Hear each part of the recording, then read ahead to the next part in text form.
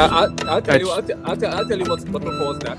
Lysergic acid diethylamide, LSD, or psilocybin, mushroom, or dimethyltryptamine.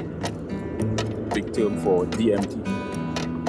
Any sort of psychoactive substance that temporarily alter the state of mind, really transcends you into a place of. And this is what Einstein and Hendricks used to do a lot. They used to explore something called power hypnagogia.